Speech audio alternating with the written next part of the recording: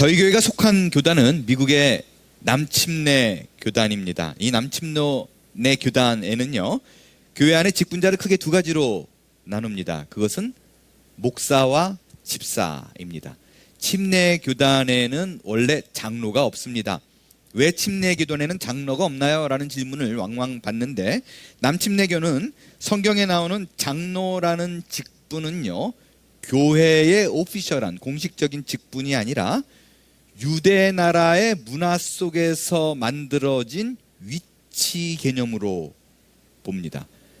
쉽게 얘기하면 이거예요. 우리나라에도요, 비슷한 개념의 명칭이 있어요. 어르신입니다. 이 어르신이란 명칭과 성경에 나온 장로란 개념을 남침내 교단에서는 유사한 개념으로 봅니다. 그러니까 영어도요, 엘더라고 써 있습니다. 그러니까 이 어르신, 그러니까 장로라는 것은 교회에서 어떤 위치를 말하는 직분이 아니라 그냥 우리 나이 드신 존중받아 마땅할 분이라는 호칭으로 보기 때문에 그래요.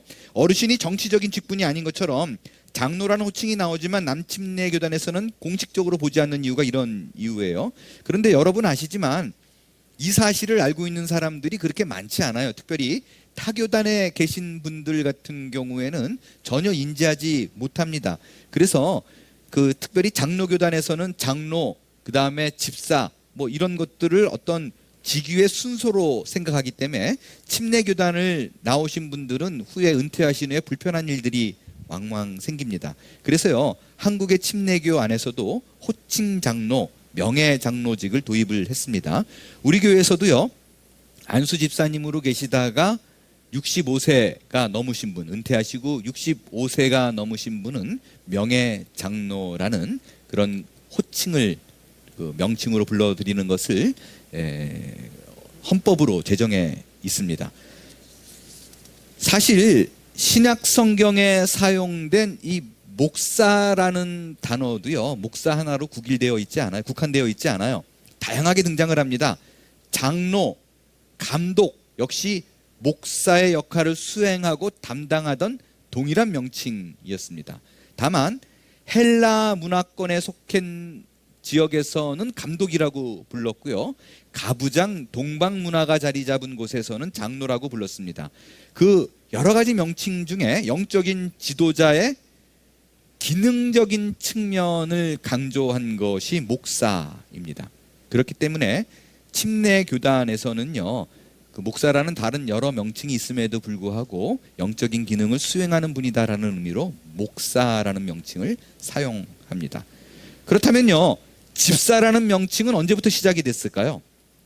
그것은 사도행전 6장에서 그 기원을 찾을 수 있는데요, 원래 사도들이, 영적 지도자들이 다 감당했던 일인데 나중에 버거우니까 위임을 집사들에게 했습니다. 그래서 그 집사분들을, 그때는 이제 처음에는 7 집사님들을 세워서 주로 그들이 맡은 사역은 구제와 봉사의 일을 맡기고 사도들은 말씀을 전하는 일을 전념했습니다. 목사는 어떤 역할을 감당했는가? 성경에 기록된 여러 가지 말씀을 기초로 해서 정리를 하면 이렇게 정리해서 말씀드릴 수 있습니다. 목사는 다스리고 인도하며 돌보고 양을 치며 진리를 지킬 뿐만 아니라 목회일을 전반적으로 감독하는 일을 맡은 사람, 이게 목사의 직무라고 말할 수 있습니다. 이 역할을 어떤 방법으로 수행하느냐? 신방하고 상담하고 가르치는 것으로 합니다. 이거를 목양이라고 얘기를 해요. 패스터링이라고 얘기합니다. 근데 이 목양 사역에서요, 결코 빠질 수 없는 부분이 있습니다. 말씀 사역이에요. 신방하고 상담하고 가르치는 이 모든 일들이 말씀을 가르치는 일과 성경을 전하는 일과 연결이 되어 있어야 합니다. 그러니까 어떤 교회의 방향과 비전을 제시할 적에도 목사의 독특한 색깔, 물론 그런 방향으로 갈 수도 있지만 그것이 성경적 근거로 합당하여만 한다라는 것입니다. 그것이 목사의 직무요, 역할입니다. 성경 말씀을요, 가르칠 적에 가장 집중해서 선포되어지는 자리가 어디냐라 그러면 설교입니다. 그렇기 때문에 이 설교는요, 목사에게 있어서 가장 부담스러운 자리이고요. 하나님께서 그 목사를 부른 이유이고 목사의 역할 가운데 가장 중요하고 마땅히 우선되어져야 될 직무입니다. 여러분, 설교는 삶을 교훈하는 자리가 아닙니다. 설교는 삶을 살아가면서 마땅히 그것을 견뎌내야 할 지혜를 배우는 자리가 아닙니다. 제가 참 안타깝게 생각하는 거는요, 뭐 지금 드리는 말씀이 모든 교회가 그렇더라 그러는 얘기는 절대로 아닙니다. 그렇지만 정말 적지 않은 교회에서 선포되어지는 그 설교를 들어보면 마치 이 복잡하고 단안한 세상을 우리가 어떻게 살아갈 것인가라는 필수 지혜를 배우는 자리처럼 오랫동안 선포되어 왔던 것이 분명합니다. 그로 인해서 그 설교를 잘 들어보면요, 설교의 그 흐름이 대부분 좋은 설교라고 교인들이 인식하는 설교는 어떤 설교냐? 감동이 있고요, 도전이 있고, 또 성품을 수련할 적에 어떻게 하는가, 아 맞다라고 동의가 되어지면 좋은 설교로 여겼습니다. 그래서 감동적으로 이끌려면 어쩔 수 없이 휴머니티가 강조가 되어집니다. 여러분, 그건 정말 아닙니다. 뭐 세미나 때 교회에서 다른 부가 활동으로 그런 거를 가르칠 수는 있지만 적어도 성경을 전하는 설교 자리에서는 그런 것이 선포되면 안 됩니다. 설교는 하나님에 대해서 선포하는 자리입니다. 하나님이 누구시고 예수 그리스도가 나를 위해서, 신자 한 명을 위해서 어떤 일을 하셨는가, 그리고 예수님이 보내신 그 성령이 오늘 우리에게 어떤 식으로 사역을 하고 계시는가, 그거를 배우는 자리입니다. 그렇다면 성경을 알아야 됩니다. 성경을 공부해야만 합니다. 적당히 성경 본문 한두 구절을 읽고 본문과는 전혀 상관없는 목사의 철학과 그가 한 주간에 읽고 공부한 독특하고 명쾌한 지혜가 선포되어지는 자리, 그런 설교가 선포되어진다, 속으면 안 됩니다. 속으면 안 됩니다. 그런 자리는 피해야 됩니다. 그래서 제가 그 공부했던 신학교에서는요, 그 아예 못박아 가르칩니다. 설교를 한 주 주일날 선포할 때 적어도 20시간을 써라. 20시간 밑으로 준비한 설교는 하지 말라라고 가르칩니다. 고 옥하는 목사님께서 주일 설교 한 편을 위해서 30시간 이상을 썼다라는 것은 이미 뭐 모든 사람들이 다 알고 있는, 그런 익히 알고 있는 그런 얘기이기도 합니다. 몇 번을 제가 기회가 될 때마다 드리는 말씀이기도 하지만 저도 개인적으로 적어도 최소한 20시간은 주일 설교를 위해서 쓰는 것 같습니다.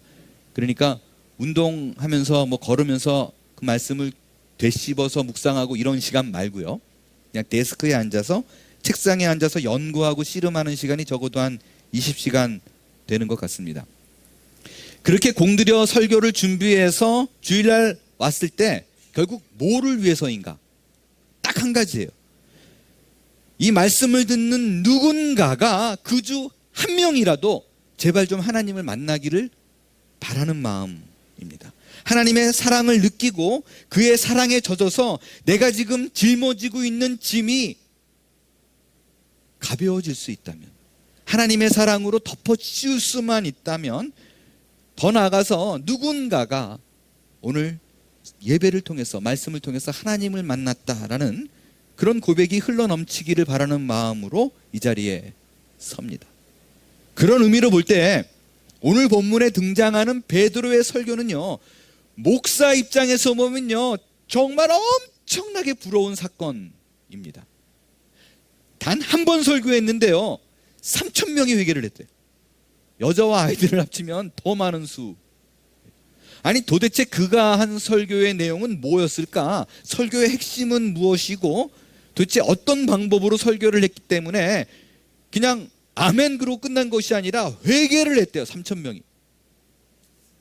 오늘 베드로의 설교를 중심으로요 우리에게 주시는 하나님의 은혜를 나누도록 하겠습니다. 베드로의 설교의 특징을 좀 살펴볼 것입니다. 어떠했는가? 첫 번째가 베드로의 설교를 보면요 논리가 없어요. 그냥 일방적인 선포입니다. 이 사도행전은요 약 19개의 크고 작은 설교들이 나옵니다. 이 3,000명을 회개시킨 베드로의 설교 얼마나 귀하고 값진 거예요. 그러니까 말씀드렸지만 이 목사가 어떻게든 담고 싶은 그런 설교라니까요. 그래서 설교학 교수들이요, 이 신학교 교수들이 베드로의 설교를 연구했습니다. 설교학이라는 게 뭐냐면요, 성경을 읽고 이 하나님의 말씀을 어떻게 전달할 것인가에 대해서 배우는 거예요. 설교 원고는 어떻게 작성할 것인가, 설교의 기본 패턴은 어떻게 하는 것인가, 준비할 때는 어떻게 하는가, 심지어 전달 기술도 가르쳐요. 뭐 예를 들자면 지금이야 제가 이렇게 핀 마이크를 꽂고 하지만 예전에는 마이크가 이렇게 일반적으로 다 서 있잖아요.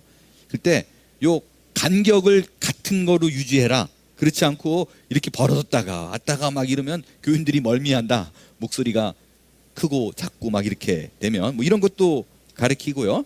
대중에게 전반적으로 시선을 스캔해라. 그러니까 하늘을 보고 설교하는 사람도 있는데 그러지 마라. 그리고 재밌는 건 한 사람을 이렇게 집중적으로 보면서 그 사람에게만 설교하고 그러지 마라. 뭐 이런 것도 가르칩니다. 그리고 그 곽선희 목사님의 설교학을 또 들어보면 가능하면 토요일 날 저녁에는 식단을 고기로 먹어라. 주일날 에너지가 많이 쓰여지니까 뭐 그런 것도 가르칩니다. 아무튼 이런 종합적인 평가를 했을 때 설교학적으로 논리 구성이 어떠한가, 딜러버리가 어떠했는가를 따졌을 때 베드로의 설교가 10점 만점에 몇 점이었을까요? 대답해 보세요. 여기 계신 분들. 10점 만점에 몇 점? 10점. 10점. 아멘. 할렐루야. 설교학 교수들이 베드로의 설교를 평가할 때는요, 낙제예요. 3.4점입니다. 그러니까 논리력, 설득력, 설득력, 감화력 다 떨어져요. 재밌는 거는요, 사도행전에 나온 탑 클래스 설교, 진짜 완벽하게 잘 준비된 논리적인 설교는 누구일 것 같아요? 스데반 집사. 스데반 집사예요.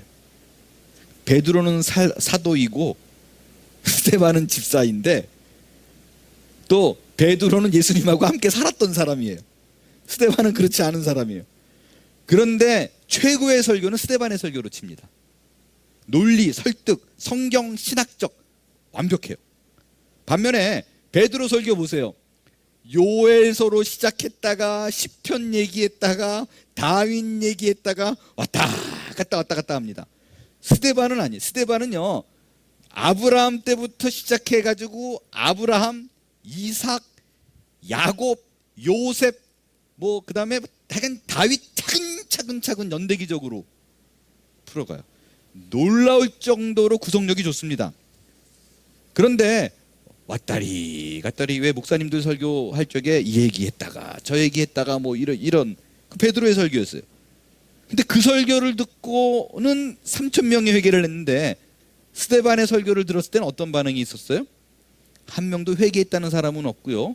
오히려 스데반이 그 들은 청중들에 의해서 돌에 맞아 죽습니다. 어느 분이 그러더라고요. 스데반이 최초의 석사였다고. 돌에 맞아 죽어서 석사래요. 사실요, 베드로의 설교를 처음 들었을 적에 그가 시작을 했을 때에 청중들의 반응이 와, 이런 경이로움이 아니었었어요. 13절에 보면 사람들이 조롱했다. 너 술 취했어? 라고 얘기를 했다라고 얘기해요. 아니, 조롱했던 이유는 다른 게 아니에요. 설교 자체가 황당해요. 누군가가 십자가에 달려 죽었는데 그 죽은 사람이 누구냐? 유대인들이 그토록 사무쳤던 메시아래요. 아니, 메시아인데 자기가 죽었대요. 그게 어떻게 감동이겠어요? 메시아다 그러면 구원자다라는 그런 뜻인데, 아니 구원자라고 얘기하면서 죽었대요. 자기도 구원을 못하는데 이스라엘을 어떻게 구원하냐? 앞뒤가 하나도 안 맞는 거예요. 그리고 설사 구원자라 그러면 다시 살아났다라고 얘기하면 로마군을 무찔러야지 또 하늘로 올라갔대요. 아, 이런 황당한 얘기가 어디 있어요? 그러니까 너 술 취한 거 아니야? 이러고 얘기를 해요. 그러니까 베드로가 누가 너 술 취했어? 그러니까 15절에 바로 반응을 하죠. 야, 지금 시간이 3시다. 그러니까 오전 9시다. 아침부터 누가 술 먹냐? 유대인들은 아침에 술과 고기를 먹지 않습니다. 그러니까 나는 절대 술 먹은 게 아니야. 술 취한 게 아니야. 라고 얘기를 해요. 그러면서 요엘서에 나온 얘기를 풀어갑니다. 요엘의 예언이 이루어졌다. 선포하고 설교를 해요. 베드로의 설교를 보면요, 크게 두 가지예요. 첫 번째는요, 예수님이 부활했다라는 거고, 그 예수 그리스도가 주님이고 그가 바로 메시아다, 그리스도다. 간단해요. 그냥 요 정도의 얘기입니다. 근데 예수님이 부활했고 그가 주이고 그리스도라는 걸 좀 합당하게 논리적으로 풀지도 않아요. 논리가 없어요. 그리고 감동도 없어요. 그리고요, 그러니까 우리가 아까 말씀드린 휴머니티를 이용하려면 예수님이 얼마나 삶을 그렇게 귀하게 살았는지 아느냐, 뭐 이렇게 감동적인 얘기도 없다니까요. 그가 얼마나 우리를 사랑하고 눈물을 줬고 밥을 해주고 이런 얘기도 없어요. 그를 따라다닐 적에 이런 기적이 있으니까 기적을 보면 알 수 있지 않느냐, 그가 그리스도 맞다, 뭐 이런 얘기도 없다니까요. 베드로는요, 너무 심플하게 설교해요. 어떻게 설교하느냐, 그냥 성경만 얘기해요. 성경에 입각한 사실을 얘기합니다. 단순해요. 성경에 메시아가 쭉 온다 그랬지, 근데 그가 예수님이라니까 끝. 여러분, 제가 이 얘기를, 설교를 이렇게 읽다 보면 그런 생각이 들었어요. 요즘 현대는요, 강단에서 그 메시지와 내용이 굉장히 디테일하죠. 옛날과 비교했을 때 교육과 과학 문명에 많은 진보가 있었어요. 그래서 이 많은 학식과 그 과학에 대해서 납득이 되도록 이해시키려고 많은 부연 설명이 붙습니다. 그에 대한 결과로요, 얼마나 기독교가 논리적인가로 상대방을 설득하려고 그래요. 근데 베드로는 그런 시도 자체가 없다니까요.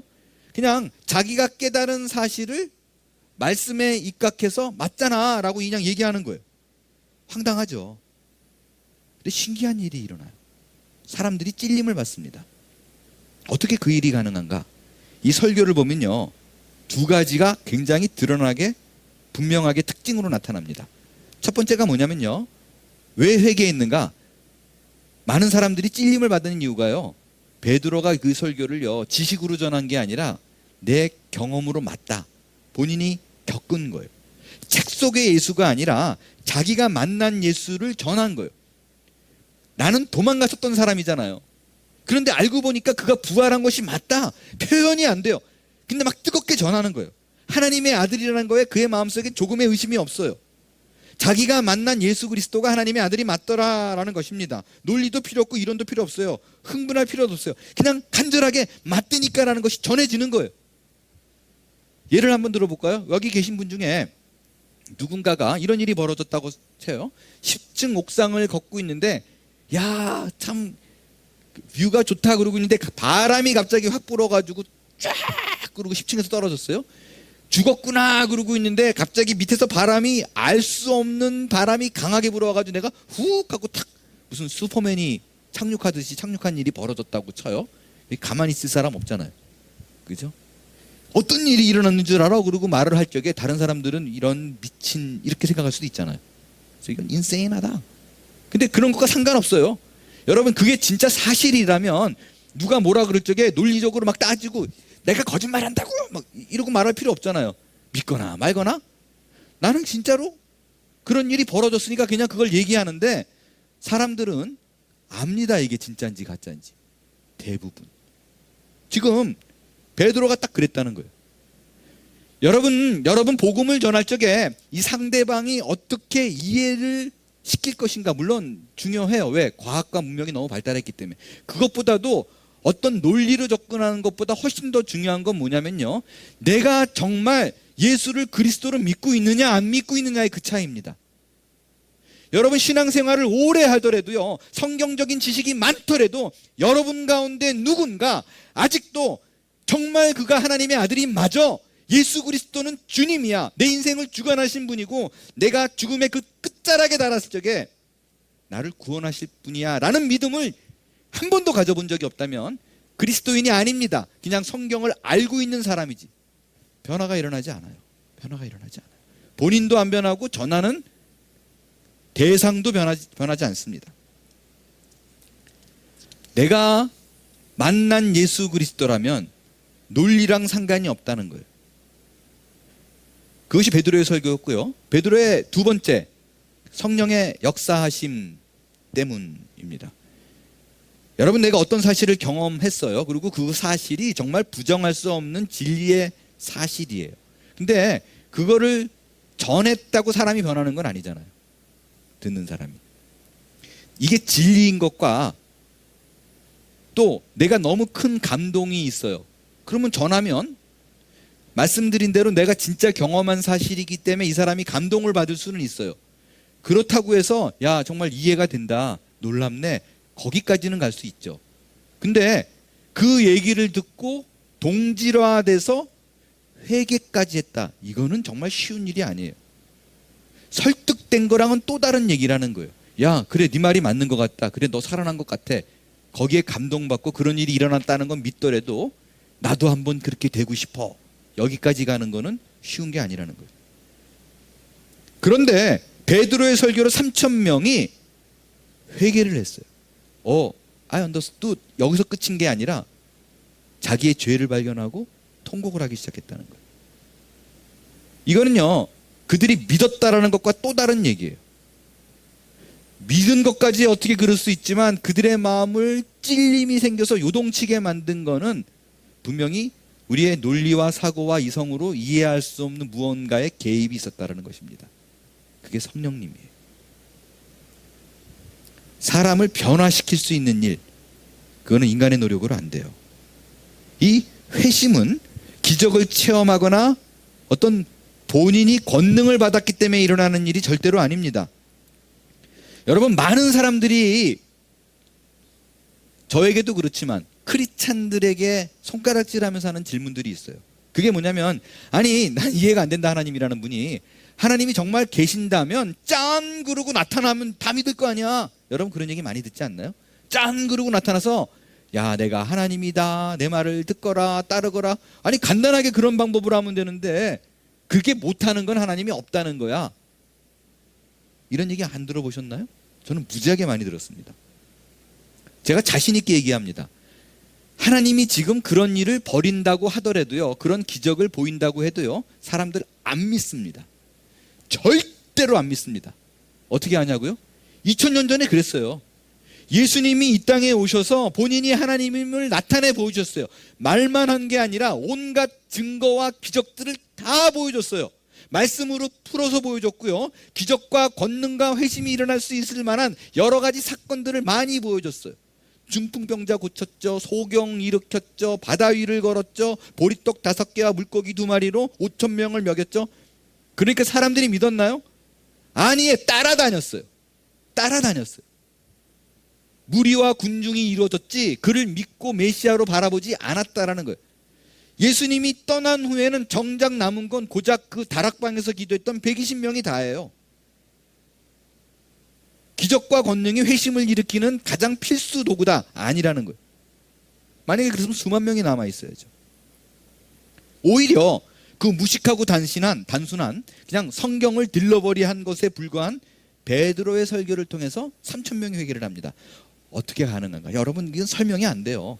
설명이 안 돼. 따지면 안 돼요. 베드로의 설교는 낙제점이라니까요. 3.4점. 성령 하나님의 개입이 있을 때 일이 가능합니다.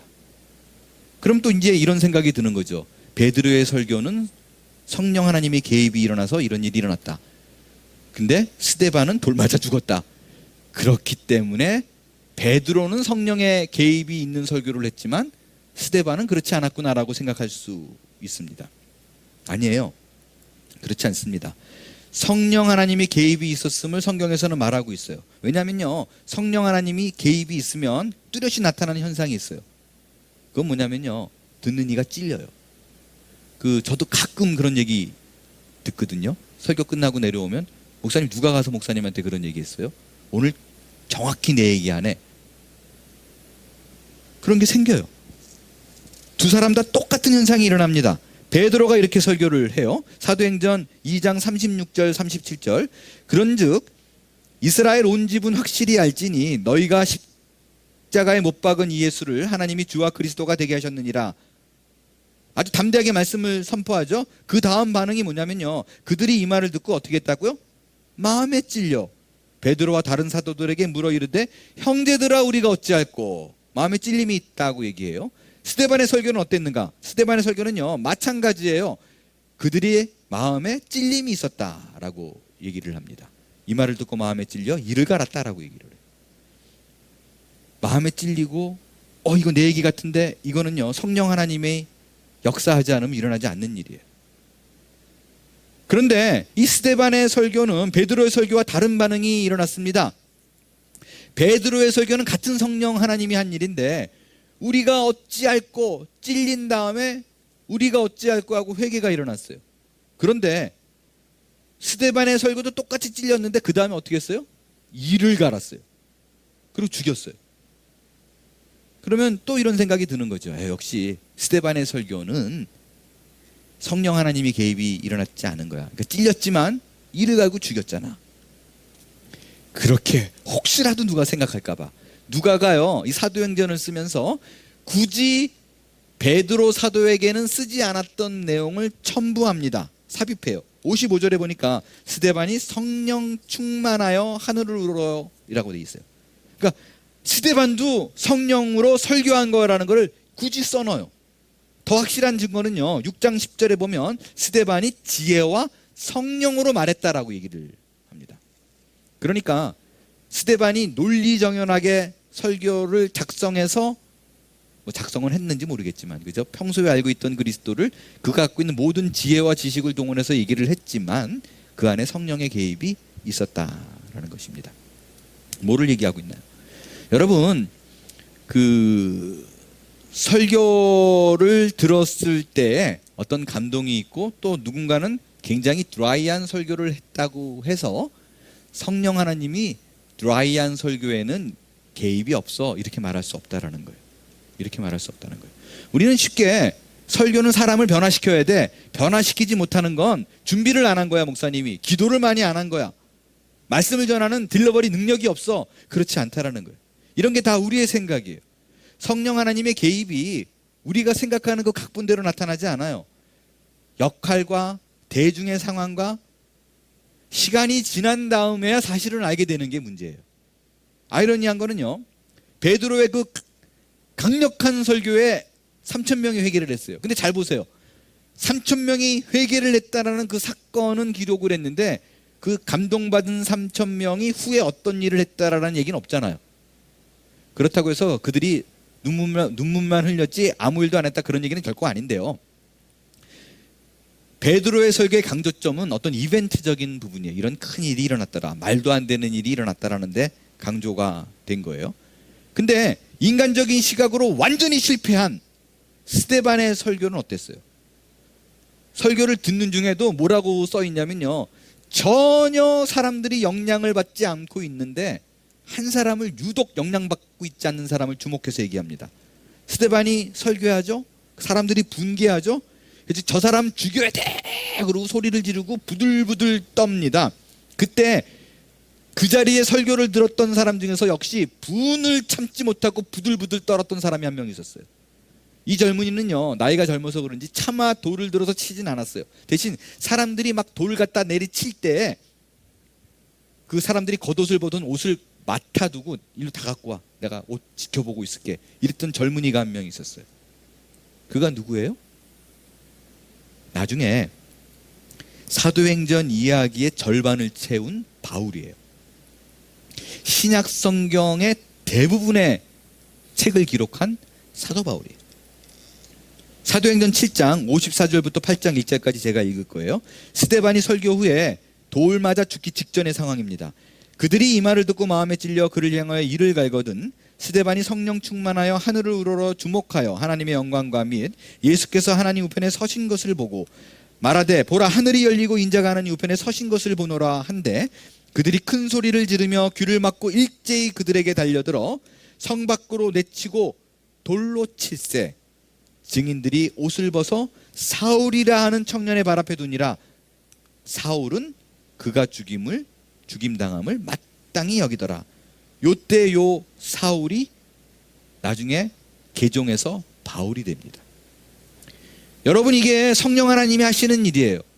한편의 설교로 3,000명이 설교를 회개를 시키기도 하지만 그냥 한편 설교하고 딱 죽은 그 한 사람으로 말미암아 그 설교를 들었던 한 명이 변화해서 기독교의 역사를 써내려가는 사람이 되기도 한다라는 것입니다.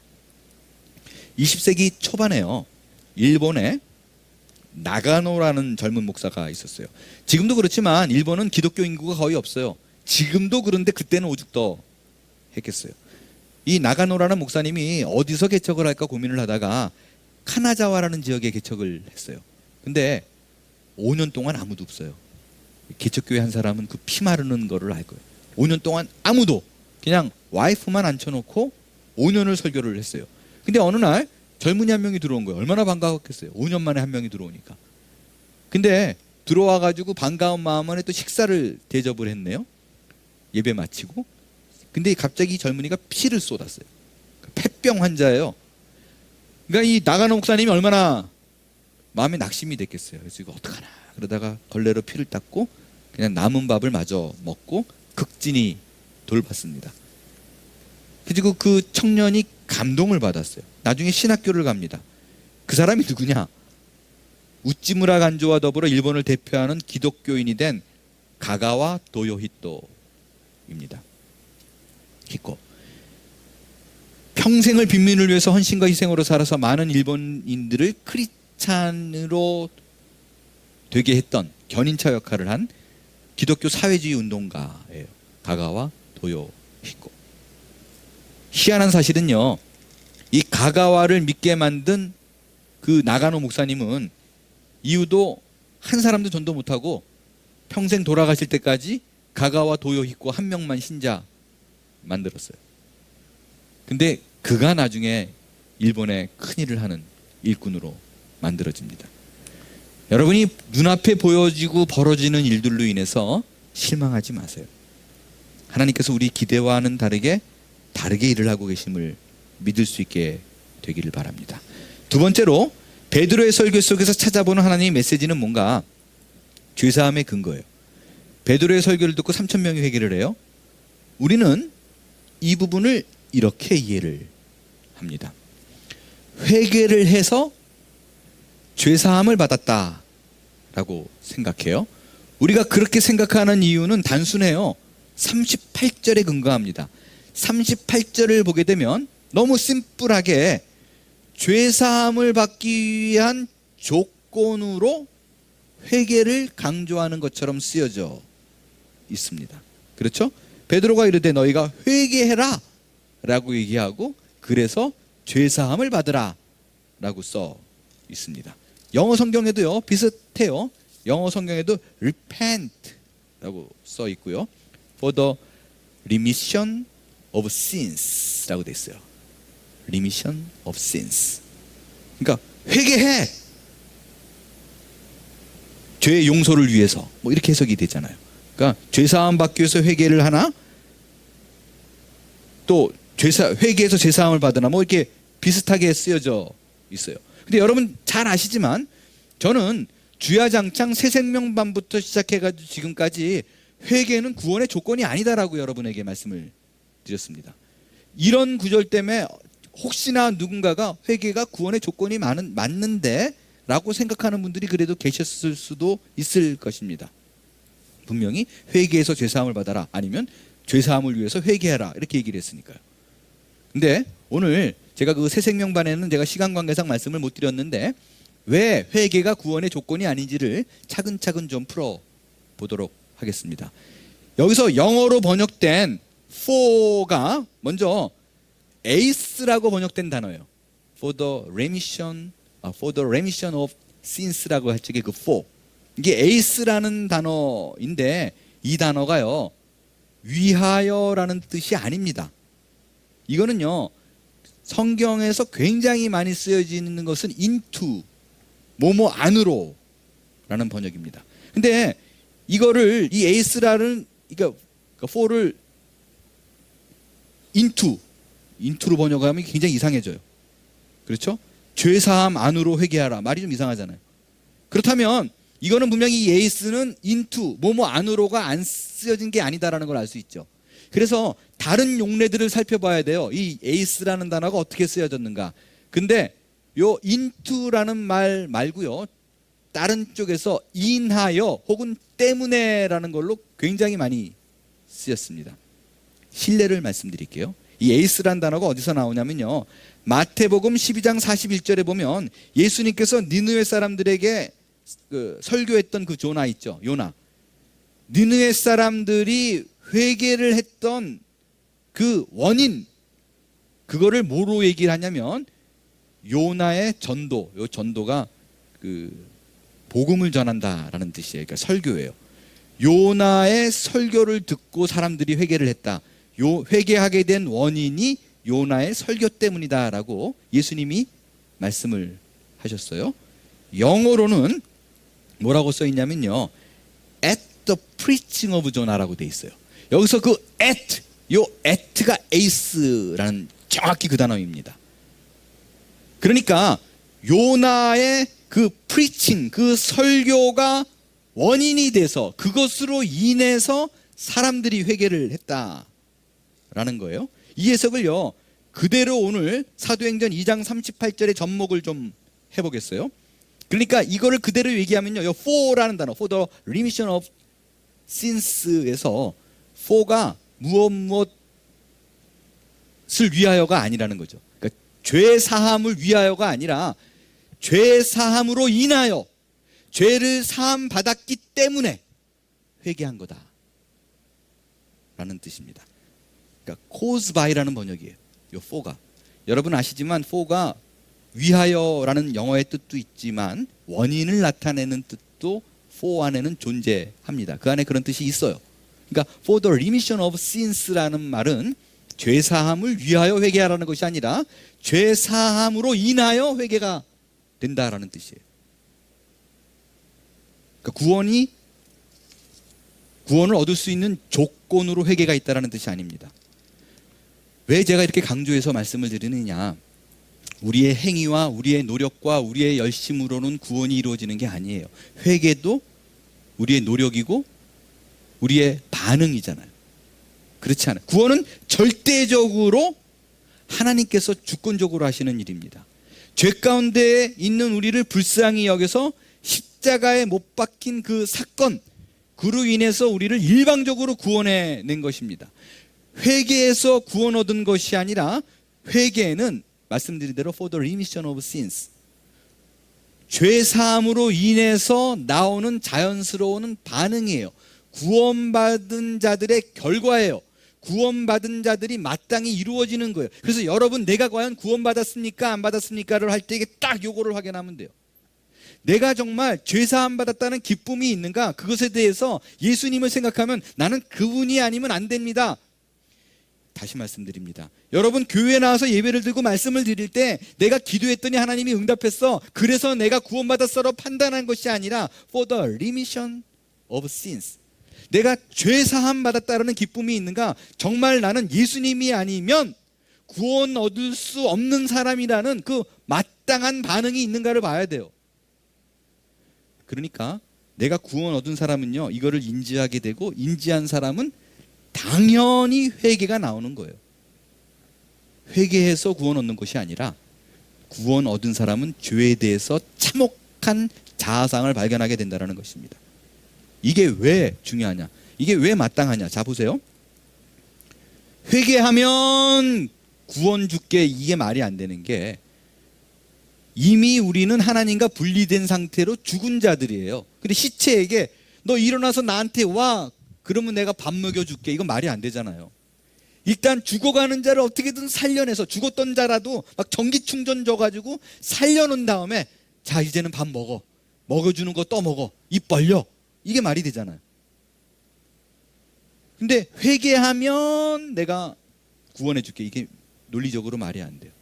네가 스스로 살아내면 내가 밥 먹이, 이게 말이 안 되는 거예요. 살려내고 그 다음에 밥 먹어, 이게 말이 된다는 것입니다. 그렇기 때문에 회개는 우리의 감정적인 반응에 있지 않아요. 오늘 말씀을 들으면서도요, 아 내가 눈물이 안 나는데, 상관없다니까요. 회개는 가슴을 치고 눈물을 흘리는 것을 의미하지 않아요. 이거는 그냥 감정적인 거예요.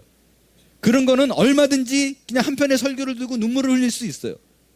애통과 회개를 구분하세요. 회개는 주님께 돌아오는 거예요. 가던 길을 돌이키는 거라고요. 이 가던 길을 돌이키는 건요, 가슴을 치는 것과 아무 상관없어요. 그냥 내가 오늘 결단하면 돼요. 아, 내가 잘못됐구나. 깨닫고 예수님이 필요합니다. 그 길로 돌아가는 것이 회개입니다. 눈물을 흘리지 않아도 돼요. 통곡을 하지 않아도 돼요. 울며 가슴을 치는 것이 애통이지 회개가 아니라는 거예요.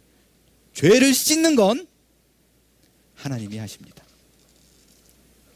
우리의 죄는 다만 예수 그리스도께서 나를 위해서 일방적으로 흘리신 그 사랑의 보혈만이 가능해요. 여러분, 제가 지금 드린 이 말씀이 이해가 되면요, 베드로의 설교와 스데반의 설교가 이해가 돼요. 그러니까 몇 명이 회심했더라가 중요한 게 아니라, 야, 진짜 하나님은 당신이 구원한 그 사람들을 깨닫게 하고 당신의 자리로 끌고 오기 위해서 갖은 방법을 다 동원하는구나 라는 것을 아셔야 돼요. 말도 안 되는 베드로의 설교를 갖고도 끌고 오기도 하고요, 논리와 그냥 모든 이론에 합당한 얘기를 성경 공부하듯이 전해줘도 한 명을 회개시키지만, 한 명을 변화시키지만 그 한 명으로 기독교 인구를 바꿉니다. 하나님은 그렇게 일을 하세요. 말씀을 마칠게요. 여러분, 내게 주어진 어떤 일이 생겼을 적에 뭐가 잘못되고 그럼 화가 나잖아요. 그죠? 그리고 아쉽기도 하고 일이 잘못된 걸 누군가를 원망도 되지요. 근데 내가 누군가를 원망하거나 막 화가 나거나 이거 왜 이렇게 되지라고 막 분노가 나올 적에 굳이 자책할 필요 없어요. 내가 덜 성숙했네, 뭐 그럴 수는 있겠지만 내가 그래서 신자가 아닌가 보다 이럴 생각을 할 필요가 없다고요. 그게 우리 인간의 본연의 모습이거든요. 이게 화도 안 나고 모든 것이 할렐루야 이 정도면요, 예수님이 우리를 위해 죽을 필요도 없어요. 여기서 자유로운 사람은 아무도 없습니다. 그런 감정이 일어날 때마다 나를 자책하지 말고요, 하나님의 일하심을 좀 기대할 수 있게 되길 바라요. 지금 여러분이 겪고 있는 그 문제를요, 여러분 혼자 고군분투하고 있는 게 아니에요. 하나님이 일하세요. 흥분하지 마시고 겁내지도 마세요. 여러분의 생애 속에 벌어지는 현실 속에서 실컷 화내고 흥분하고 낙심하다가 결국 마지막에는 웃을 수 있는 사람, 그것이 신자입니다.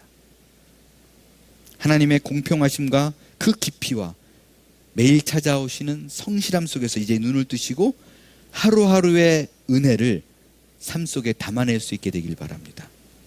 오늘 이 예배에 함께한 모든 자들은 이러한 그리스도의 한량없는 구원에 초대된 자들입니다. 이 감격을요, 물질과 명예와 단순한 병고침과 바꾸지 마세요. 베드로의 설교로 인해 찔림받을 자들처럼 오늘 우리가 어찌할꼬 거기에 마음을 담아 신자다운 신자의 삶을 살아낼 수 있게 되길 바랍니다. 그곳에서 그리스도의 보혈의 가치와 능력이 여러분의 삶을 채우게 될 줄로 믿습니다.